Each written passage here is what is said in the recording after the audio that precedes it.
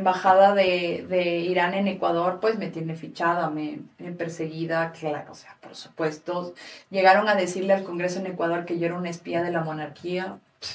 Nada que ver. Yo lo único que estaba señalando es que Ecuador se pronuncie con respecto a la violación de derechos humanos. Hoy tenemos la suerte de tener con nosotros a Sugan Hemsamzadeh. Es una abogada activista iraní ecuatoriana que desde hace años vive en Ecuador. Está de paso en México y está con nosotros hoy. Muchas gracias por darnos esta entrevista, Sugan. No, muchísimas gracias por la invitación. Es para mí un gusto y un honor que podamos hablar de temas tan dolorosos, pero a la vez tan necesarios.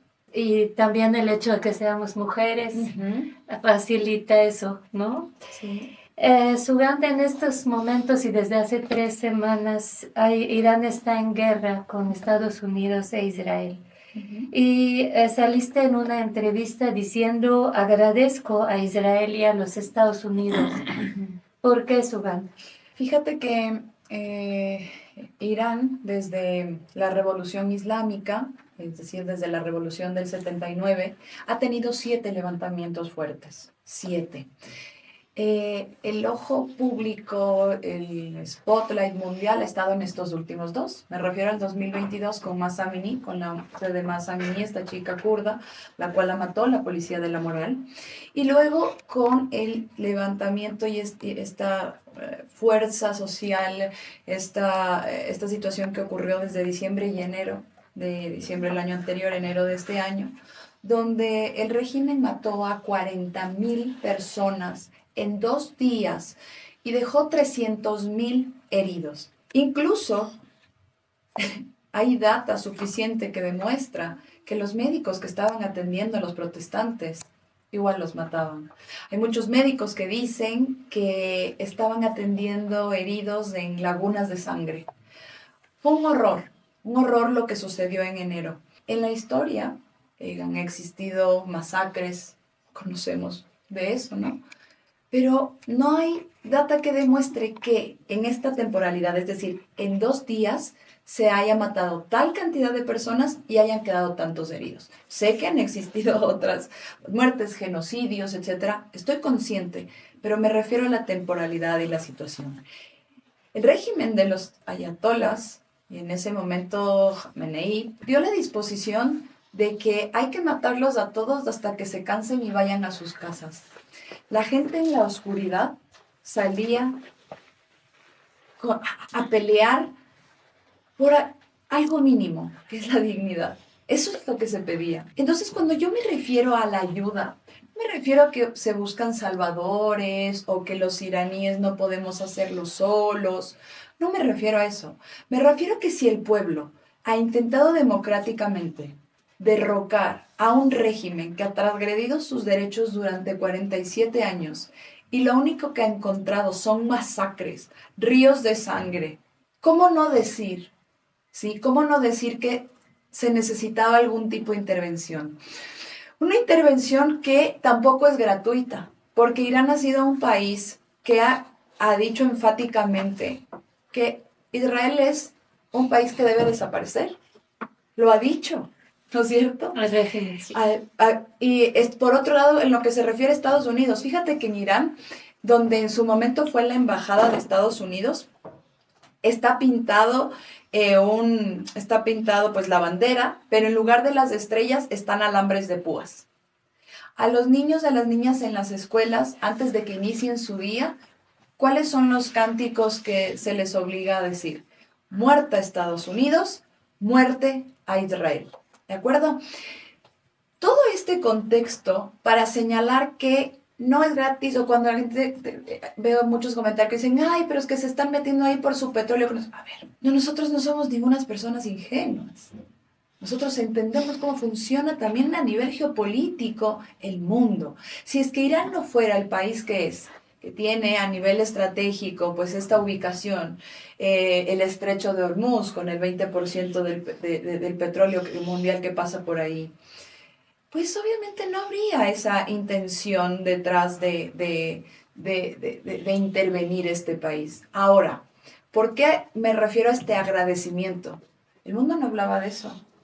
Cuando nosotros estábamos desesperados, rogando en redes sociales, pidiendo, por favor hagan algo, comunidad internacional, fíjense lo que está pasando en Irán, principalmente jóvenes, porque Irán es un país que tiene una población muy joven. Jóvenes están muriendo y están muriendo a sabiendas, ¿sí? A sabiendas de que lo que les esperaban las protestas era la muerte. Era como una crónica de una muerte anunciada, por eso dejaban incluso videos, cartas, sabiendo lo que les iba a pasar, porque decían, ya estamos muertas, principalmente las mujeres decían, ya estamos muertas, por lo menos no queremos ser las responsables de que a nivel histórico no hayamos hecho algo. Cuando yo digo esto, me refiero a que Irán fue un país que estuvo amenazando a Israel durante 47 años. Estuvo adoctrinando a la población para un odio hacia Occidente, principalmente Estados Unidos, y para con la comunidad judía y con Israel. ¿Qué se espera? ¿Qué se espera? Que Israel y Estados Unidos, ¿cómo actúen? ¿Con abrazos? Si ellos estuvieron 47 años, repito, 47 años preparándose para esto, con un enriquecimiento de uranio subterráneo, uranio enriquecido del 60%, permite que bombas, entonces, un régimen que mata a su propia población, en esas condiciones, obviamente que es una amenaza mundial, obviamente que genera terror en el mundo, porque pensemos en otras guerras, etcétera, las matanzas y las masacres en sí no han sido su propio pueblo, han sido, sí, pero acá estamos hablando de un gobierno que ataca a su propia gente. Entonces estos datos no son menores, y por eso a mí me parece sumamente reduccionista pensar en estoy a favor del imperio, estoy en contra, no analizar el contexto. Además, recordemos algo. La historia entre persas, porque nosotros los iraníes somos persas, entre persas y judíos es milenaria. Es una historia milenaria desde Ciro, ¿sí? Desde el rey Ciro. Con la revolución del 79, donde los ayatolas convierten a Irán en un país teocrático, e instauran a la religión musulmana chií como una religión oficial, señalando a nivel de discurso y de narrativa que el 99% de la población iraní es musulmana chií. No es cierto, obviamente esa es una data oficial, pero en Irán obviamente hay personas que practican otras religiones, el punto es que eso no está permitido, pero sí existen personas que practican y que viven en otras religiones, incluso gente que no practica ninguna religión. Pero lo que sí puedo aseverar, y lo digo de manera enfática, es que incluso muchos musulmanes están en contra del régimen. No pues oficial, sino data que se ha recogido por encuestadoras independientes, que ha demostrado que el 80% de la población iraní está en contra del régimen. Otra señala que es el 90%. Quedémonos con la del 80%. Entonces, la gente está harta de un régimen asesino, un régimen que no solamente es una amenaza para el mundo, sino es una amenaza para su propia gente. Entonces, cuando decimos Estados Unidos, Israel, no sé qué, nosotros no es que pensamos en salvadores, pero lo que sí agradecemos es que hoy por hoy estamos hablando de Irán, porque durante 47 años, cuando han existido levantamientos, cuando la gente se ha muerto y ha estado reclamando, lo que ha pasado es que el ojo del mundo no ha estado sobre ellos. Esa es la cuestión. Y a mí me parece que es necesario que hoy por hoy el mundo deje de ver esto de manera reduccionista. Sabemos que son intereses geopolíticos que están detrás. Pero luego, por otro lado, también tenemos que pensar que Irán fue un país que estuvo diciendo todo el tiempo que había que desaparecer a Israel. Y otra cosa que dijo Ahmadinejad, presidente en su momento, que el holocausto no existió. Que el holocausto fue un invento de Occidente. ¿Qué es eso? O sea, ¿qué hay que tener en la mente, qué hay que tener en la cabeza para decir que el holocausto no existió? Hoy estamos frente a una amenaza que quiere perennizarse en el poder. ¿Y cuál es su forma de perennizarse en el poder? Haciendo lo siguiente. En Irán existen 90 millones de personas. Por un lado es un país teocrático que ya genera reglas a través de una interpretación de la Sharia, que significa camino correcto, ¿no? Y las principales víctimas de esa interpretación, ¿quiénes son? Las mujeres. Me refiero a 47 millones de personas. Entonces, si ya tengo en calidad de sujetos de segunda categoría a 40 millones de personas, claro que voy a manejar al otro grupo que queda, porque las otras ya no son personas. Claro. Ya son sujetos de segunda categoría, listo, entonces ya estoy trabajando con 50 millones de personas y empiezo a gobernar de tal manera que el control económico, el control político está amparado en una especie de holograma que supuestamente es cultural cuando no es cierto. Nosotros recién celebramos Nowruz, el Año Nuevo Persa. El Año Nuevo Persa viene del zoroastrismo. Hoy por hoy es considerado patrimonio cultural de la humanidad. Cuéntame si eso es algo referente al régimen de los ayatolas. Por supuesto que no. Entonces, si es que alguien quiere estar en contra, ¿sí? En contra de las protestas sociales en Irán, de lo que la gente está reclamando o de lo que sucede a nivel geopolítico en el mundo, ok, háganlo. Pero lo que sí no pueden decir, y lo digo así de enfático, no pueden decir, es que es algo cultural. Porque cultural no es. Cultural no es. Pueden decir lo que digan, pero nosotros somos persas y lo que hoy la gente también sale a la calle a decir en sus cánticos de protesta, ¿qué es? Queremos que nos devuelvan nuestra historia. Queremos recuperar lo que nosotros somos como pueblo persa. Me extiendo demasiado. Y no es este régimen. No, por supuesto que no. Es un régimen impuesto que, fíjate, hoy estamos en el poder. Listo. Estaba en el poder. Supuestamente lo hicieron basándose en su propia normativa, en lo que señala su régimen, pero claramente no es así, porque el artículo 111 de la Constitución iraní, que ellos han interpretado a su antojo, ¿qué señala? Que no puede ser hereditario, que no puede ser por herencia. Han existido tres ayatolas y líderes supremos en Irán, ¿no es cierto?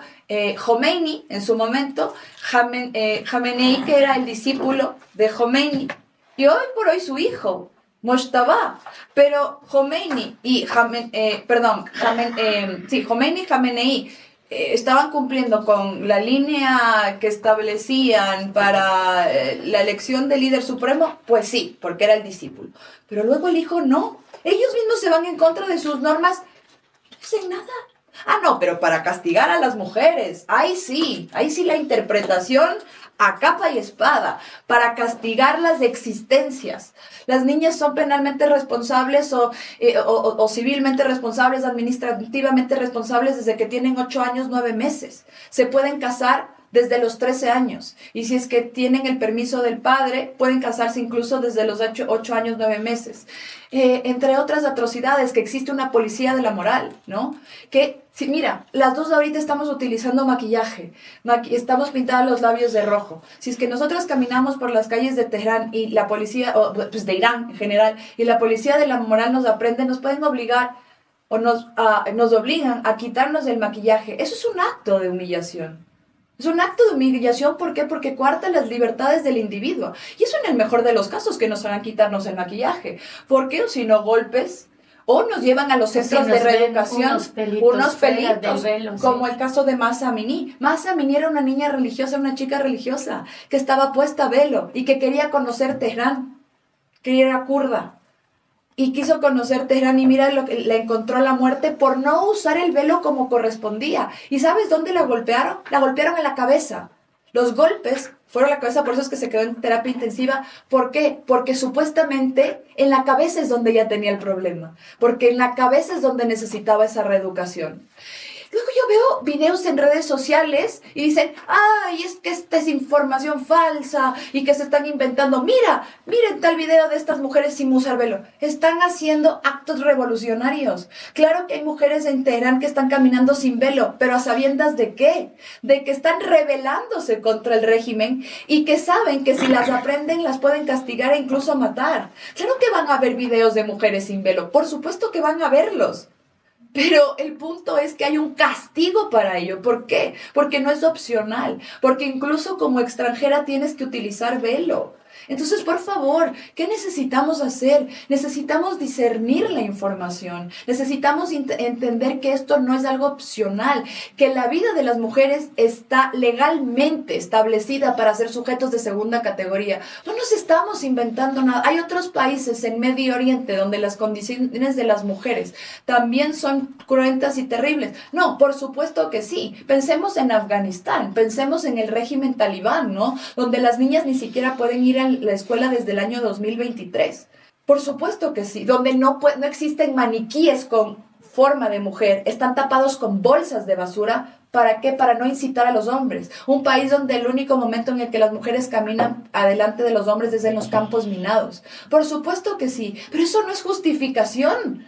Estamos frente a grupos donde la misoginia es la punta angular de la normativa y donde se amparan en la cultura para ello, y eso no es cierto, porque incluso hay algunos países que incluso musulmanes, ¿sí? Países musulmanes que han ratificado instrumentos internacionales de la CEDAW. Pero el último instrumento internacional en materia de derechos humanos que ha ratificado Irán es el Pacto de Derechos Civiles y Políticos, que lo hizo justamente en el 79. Y de ahí nada más.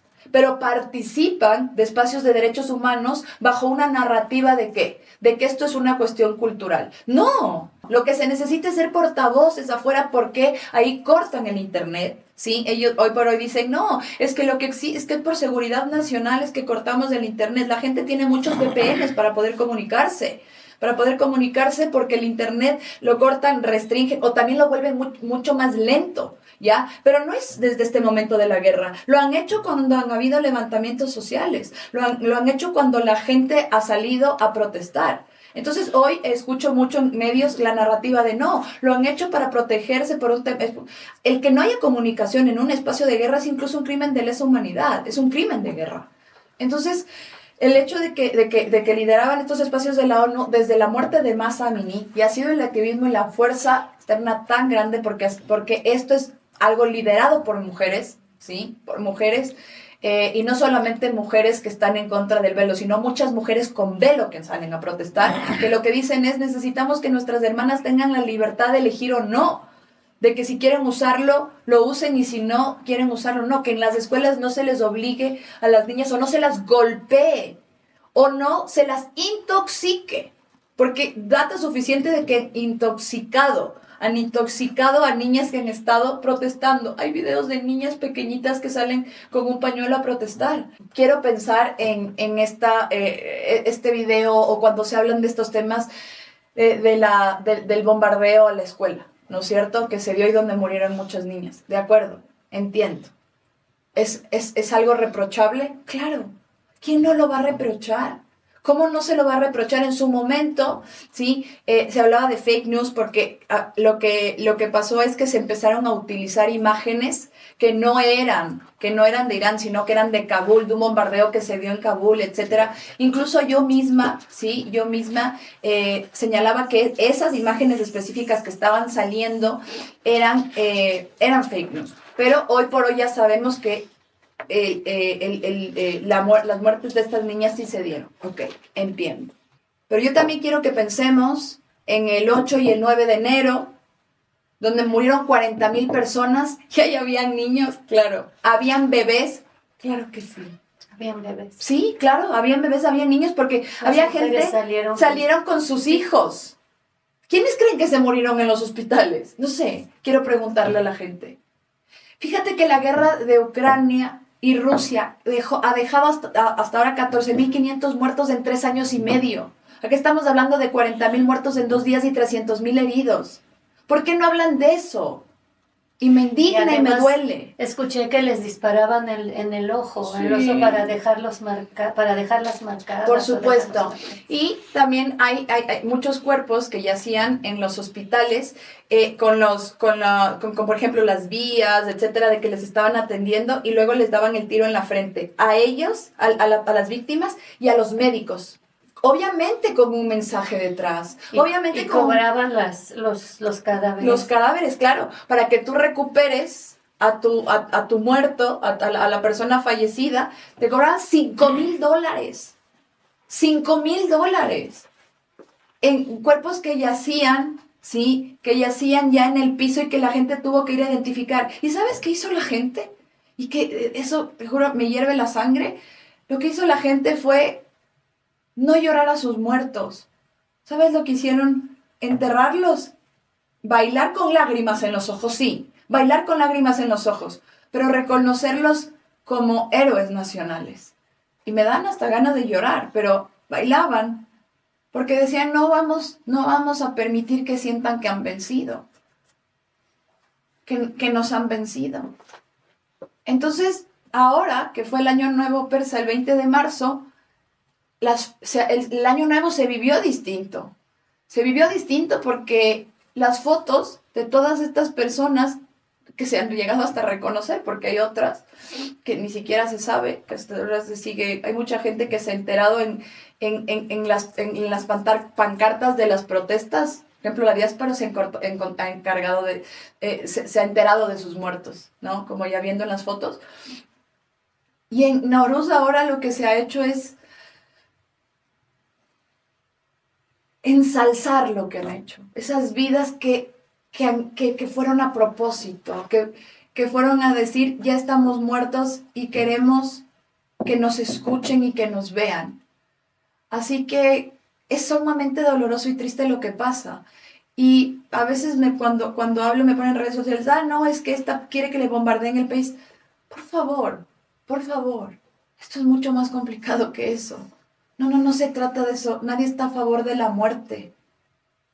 Pero sí que vean un poquito más allá de su nariz y que entiendan que las personas y principalmente las mujeres han vivido 47 años en una condición de sujetos de segunda categoría y que son quienes han liderado esto, que son las lideresas de estos levantamientos. Por eso el famoso movimiento Sansen de Gia Azadi, pero que en español significa mujer, vida, libertad, donde las mujeres han sido las impulsoras de que el pueblo se levante.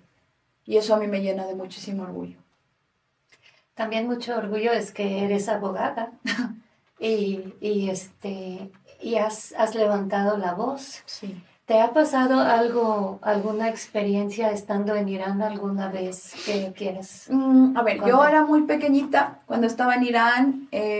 Queremos decirles que su mamá es ecuatoriana, Sí, su papá es iraní. Sí, me llamo Y tú naciste en Ecuador. Yo nací en Ecuador. Sí. Ajá.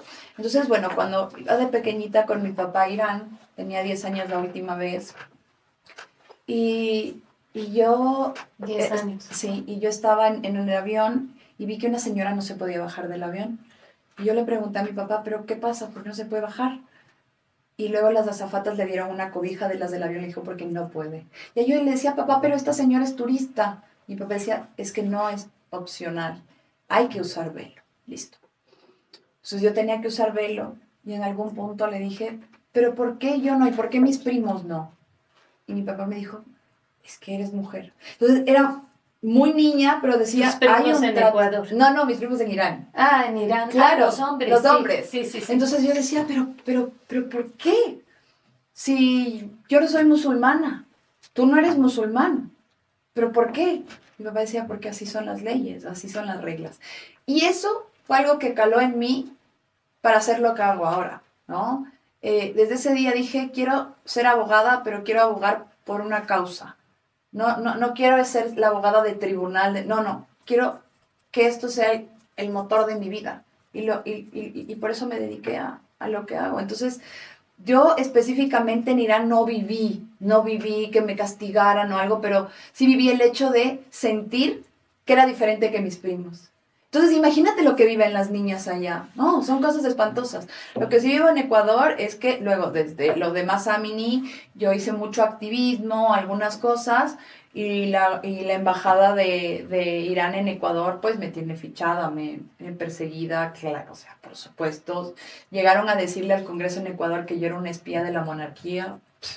Nada que ver. Yo lo único que estaba señalando es que Ecuador se pronuncie con respecto a la violación de derechos humanos sistemática a las mujeres en una comisión de relaciones internacionales. ¿Por qué? Porque eso es lo que yo hago, porque yo decidí ser activista, eso es lo que decidí en mi vida y ser profesora. Pero el régimen persigue a las personas que están a la interna y a la externa. Hace 2 semanas en Televisión Nacional salió un video que decía que quienes hablen mal del régimen a la interna los van a degollar y a quienes también estén hablando del régimen a la externa, pues los van a encontrar y los van a degollar. En la Televisión Nacional. O sea, a mí hablar de lo que me pasó a mí, no, a veces incluso hasta me da vergüenza, ¿no? Porque yo digo, pero a mí lo que me pasa no es nada. Lo que les pasa a las mujeres es allá. Y yo lo único que quiero hacer es hablar de lo que les pasa a ellas porque quiero ser un instrumento y un portavoz en razón de que no tienen internet, en razón de que no pueden comunicarse y en razón de que su valentía es tal que me parece una infamia no hacerlo. ¿Crees que se vuelvan a levantar? Sí, pero no es...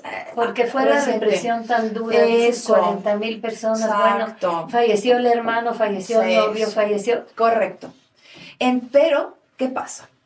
Pasa que ahorita la gente está apaciguada, ¿no? Está apaciguada porque, mira, en Televisión Nacional lo que dice, hablas en contra del régimen, degollado, y alguien que diga cualquier cosa va a ser considerado objetivo militar. Claro que la gente también tiene miedo, pero desde las ventanas la gente sigue gritando. Desde las ventanas la gente sigue teniendo megáfonos y gritando. Buscan maneras de comunicar. Recién que fue Chashambesturi, que es el último jueves del año antes del año nuevo persa, había gente en las calles. Haciendo es porque es un festival del fuego, ¿no? ¿Que viene de qué? Del zoroastrismo, de nuestra cultura persa. La gente en las calles. Ya los empezaron a querer atacar, pero habían drones que les permitieron, como de una u otra forma, también sentirse respaldado. ¿Los drones? Eran de Estados Unidos. De Estados Unidos. Wow. Ajá. Entonces, repito, no estoy ensalzando la guerra, no. Pero, dado que están en esta condición que ni siquiera podían salir a celebrar y a vivir su cultura, porque eso sí es su cultura, en los espacios donde habían drones, la gente salía a quemar estas maderitas, porque esto es de Chashambesturi, que quienes les interese la cultura persa pueden leer sobre ello. Es una práctica ancestral maravillosa. Y hoy por hoy considero que no van a salir de manera masiva y todo por esto, de que son objetivos de guerra. Pero la gente no se va a quedar así de tranquila y apaciguada. Tampoco creemos que el hecho de que haya muerto Jamenei ya pues cambie el régimen. No, la caída del régimen obviamente no la vamos a ver así de fácil. Por supuesto, lo sabemos. ¿Pero está debilitado? Claro que sí. Está debilitado, sí. ¿Y eso le genera esperanza a la gente? Sí. Eso le genera esperanza a ese 80-90% de la población que encuentra una posible alternativa de vida en su propia tierra. Sí. ¿Va a ser paulatino? Por supuesto que sí. Pero lo que yo considero es que también van a existir roces a la interna entre ellos. Porque pensemos en el líder supremo, pero luego también está la Guardia Revolucionaria. Y con un líder debilitado, porque Moshtaba está claramente debilitado, ¿van a empezar a pelear entre ellos también? ¿Van a empezar a existir? No lo sé, es que yo no puedo aseverar esas cosas y no me parece justo pero las noticias así lo dicen, y me parece lógico y plausible pensar en que esté herido porque él estuvo en el mismo lugar. No, y porque él estuvo en el mismo lugar donde murió su papá, su esposa y su mamá. O sea, cuando muere Jamenei, su padre, él también estuvo en el lugar y él se salva, ¿no? Entonces, ¿es plausible pensar que está herido? Sí es plausible. Ahora, ¿lo puedo aseverar? No. Sin embargo, más allá de que esté herido su cuerpo, yo sí considero que está herido el poder. ¿Y eso qué va a generar? Fraccionamientos entre los otros elementos de las cúpulas. Porque al fin y al cabo, tú sabes que el poder tiene una condición de verticalidad y no todos van a estar de todo alineados. O sea, se van a empezar a fraccionar. Es algo que aún no lo vemos, pero eso va a suceder. Y ahí es cuando la gente también va a poder tener un espacio en esa fracción que se va a generar. Pero eso no es ahora.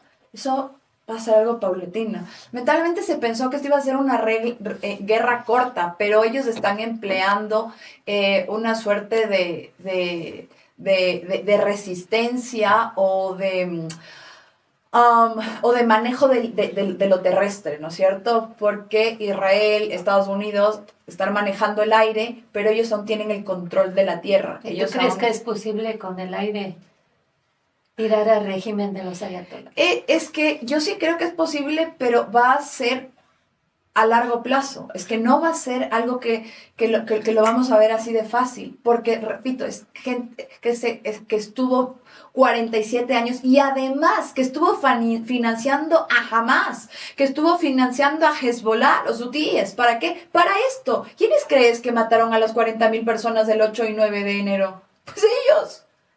Tú dijiste, llevan 47 años preparándose.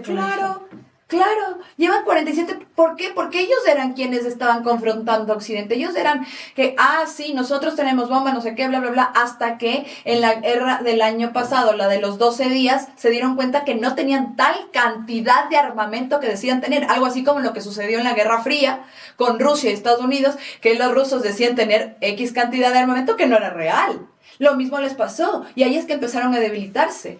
El hecho de que hoy por hoy Israel y Estados Unidos hayan generado esta intervención y lo que sea, partió también de que la gente salió a las calles y ellos, pues ahí también encontraron un momento de debilitamiento del régimen. O si no, ¿por qué no fue en otro momento? O sea, la influencia y lo que implicó la muerte de tanta gente significó esto también, y los medios no hablan así, no hablan de esto, no lo ven así, no le dan el crédito a la gente también.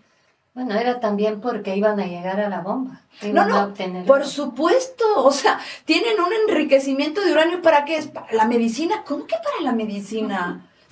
O sea, por Dios, no somos niños, o sea, no, tienen enriquecimiento de uranio en sus centrífugas de manera subterránea y también no han permitido la fuga de cerebro. O sea, cuando hay gente muy inteligente en Irán, mucha gente tiene miedo de que los vayan en las universidades a reclutar para ese tipo de cosas, porque si no luego los amenazan a sus familias. Eso también pasa.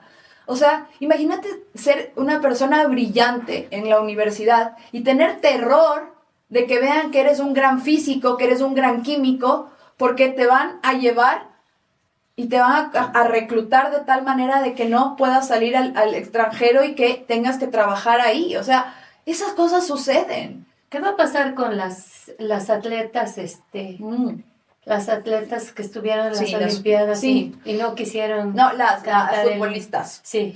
Ajá. A ver, ¿qué pasó con ellas? Algunas de ellas les dieron asilo porque hicieron unas señales, las otras quisieron regresar. ¿Cómo hicieron las señales? Unas señales estaban en el bus y hicieron señales de auxilio. Hicieron señales de auxilio para no regresar. Entonces, logran el asilo, pero fíjate que unas de ellas pidieron volver. Y tú vas a decir, ¿cómo es eso? O sea, ¿cómo es que quieren volver? Porque empezaron a amenazar a sus familiares. ¿Y qué van a obligarles a hacer cuando lleguen? Retractarse en televisión, retractarse en medios de comunicación, retractarse para que... No es la primera vez que lo hacen. Lo hicieron también con una atleta olímpica de escalada, que ella escaló sin el velo. Y cuando... Y claro, era la época de lo de Mahsa Amini, entonces eso lo hizo como un acto de protesta. Y cuando ella llegó a Irán, la estaban amenazando a ella y su familia a tal punto que tú ves el rostro de ella, ya mira el piso, cuando está pidiendo perdón a la nación y cuando se está retractando, obviamente por el terror, ¿sí?, que le infundieron. Entonces, Cuando muchas veces vemos y decimos, tal persona está defendiendo el régimen, o porque en un momento estaba en contra y ahora a favor, es sobre todo por amenazas. Como en la época la época de la Alemania nazi, hay muchos espacios de casas de judíos y tal, hacían ciertas X en las puertas. En Irán también, en las casas de los protestantes, de las personas que están en contra del régimen, las grafitean y les ponen ciertos símbolos. ¿Para qué? Para saber que son enemigos. Entonces, no es algo común, esto hay que analizarlo no como un problema o como un conflicto geopolítico común y corriente. Estás hablando de un país asesino, dictador, teocrático que somete a su población y que además tiene bomba. O sea, ¿de qué estamos hablando? Y tú, como abogada de profesión de derechos humanos, ¿qué papel estás jugando afuera? Ajá. El papel que estoy jugando afuera sobre todo es espacios como estos, hablando, señalando lo que sucede allá. Yo escribo, tengo algunos textos, tengo un texto que escribí a propósito de la teocracia iraní desde la interseccionalidad, es decir, la interseccionalidad implica que las personas nos atraviesan distintas capas identitarias. Entonces, ¿cómo esas capas identitarias las atraviesan a las mujeres por su condición de género en un estado teocrático? Es la manera en la que he trabajado. También con contenido en redes sociales para comunicar lo que sucede allá.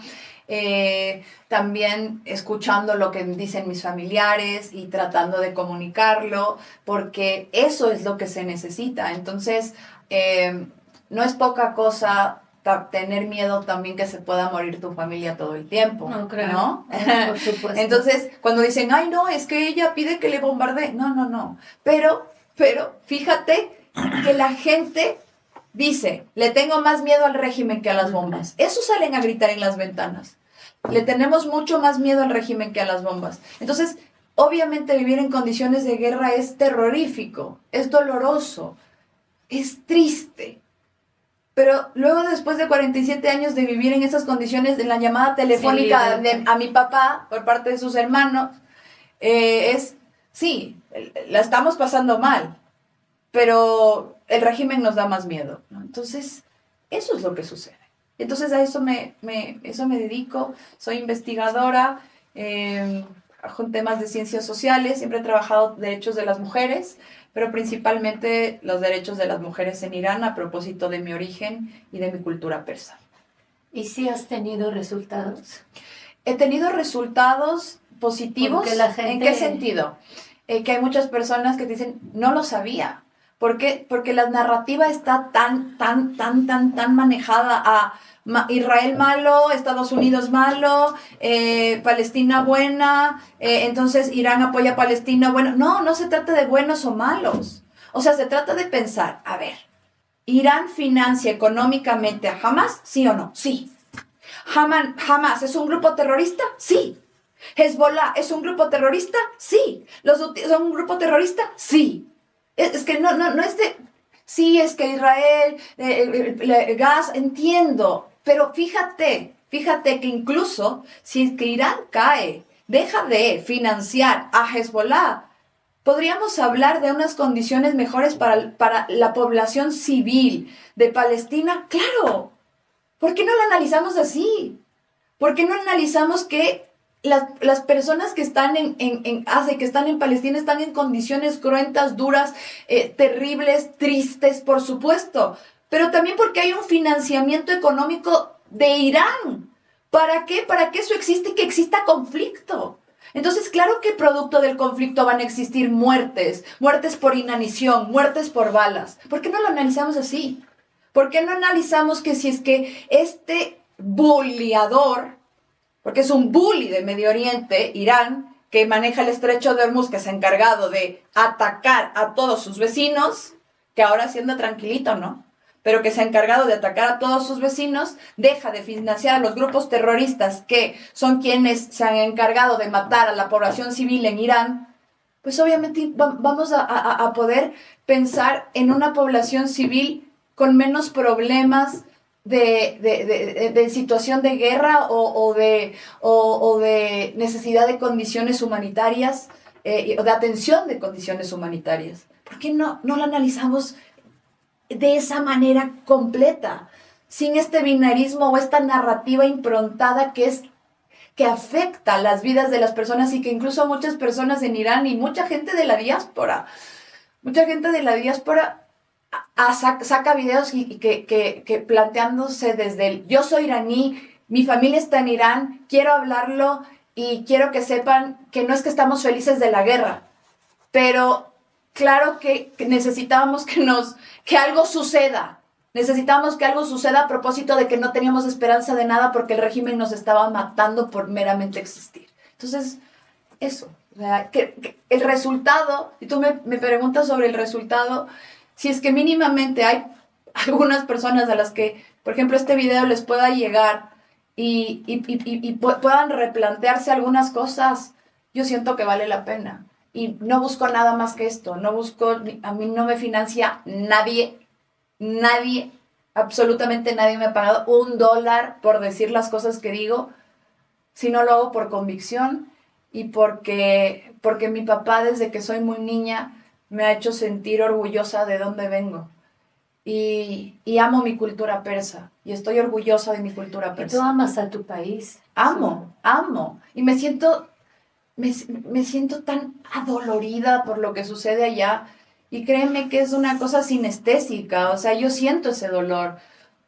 Y también lo veo en los ojos de mi padre. Lo veo y me duele, pero a la vez me da mucho orgullo. Me da mucho orgullo su valentía, porque sé que no es fácil saber que toda su familia está en peligro. Pero a la vez también sé que venimos de un pueblo guerrero, de un pueblo valiente, y que lo ha demostrado.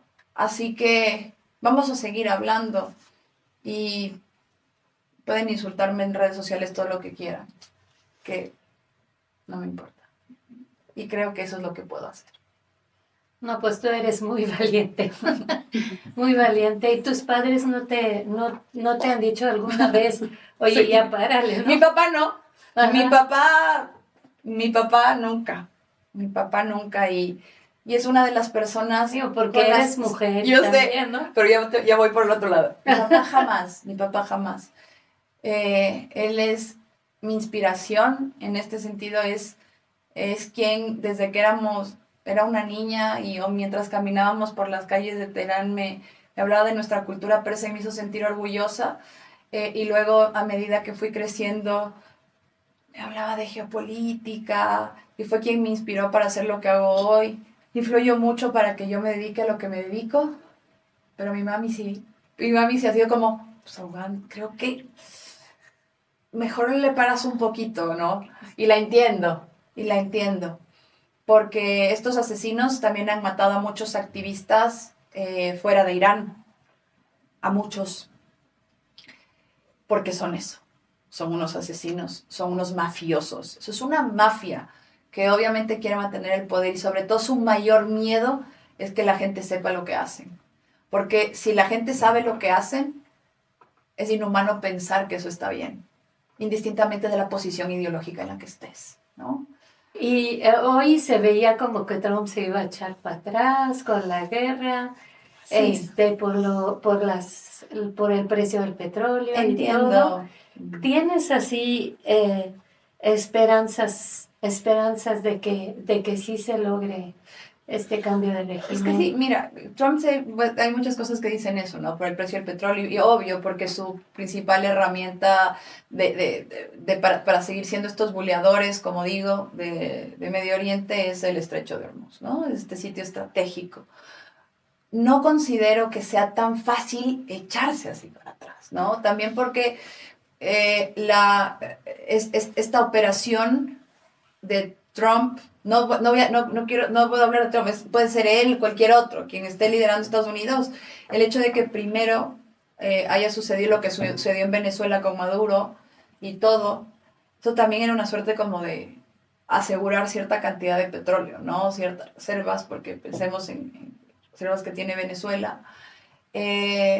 Y que claro que se pueden decir muchas cosas y tal, pero no creo que esto simplemente termine de forma súbita, porque no puede terminar de forma súbita. Además, por otro lado, considero que Israel tampoco lo va a hacer. Es lo que yo considero como una persona del mundo que camina y que opina algo, ¿no? O sea, seguramente los analistas ahí tendrán sus criterios, pero porque, a ver, sí, durante 47 años te están diciendo que te van a desaparecer del mapa y que eres su principal objetivo y que no sé qué, y que hay un odio y una persecución a los judíos tal, cuando los persas y los judíos han tenido una relación histórica, ¿sí?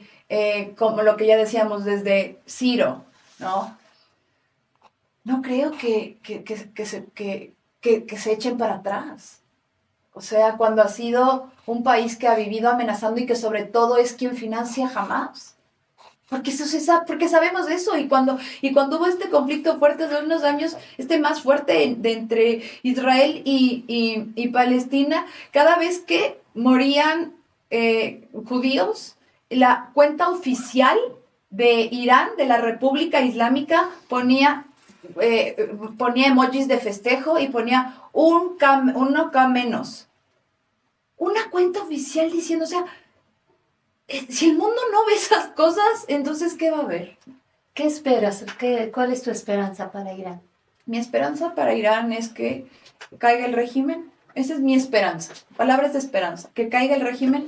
No soy una persona ingenua que piense que va a caer de la noche a la mañana, pero sé que esto es una chispa que se encendió y que tan fácil ya no la van a poder apagar.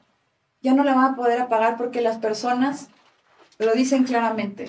Le tenemos mucho más miedo al régimen que a las bombas. ¿Qué sabemos de la comunidad judía en Irán? La verdad es información que no quiero darte la errónea, ¿no? No quiero darte la errónea. ¿Qué sabemos hoy? No te la quiero dar. Pero sí sé de lo que ha sucedido durante muchísimos años, es que obviamente ha habido una persecución a la comunidad, pero existe comunidad judía en Irán, pero es prohibido, pero está completamente prohibido, y obviamente se vive con muchísimo miedo, y viven en condiciones de miedo y de terror. ¿Por qué? Porque de entrada los consideran un objetivo de guerra, y solo pensemos en lo siguiente: si en las escuelas, antes de que los niños y las niñas desayunen, dicen muerte Estados Unidos, muerte Israel, ¿qué pasa con la comunidad judía en Irán? Vivir con mucho miedo. Pues te queremos felicitar, Sugan, de veras. Aquí en Enlace Judío tienes tu casa y gracias. Muchísimas gracias por gracias esta entrevista. Gracias a ustedes y gracias también por todo.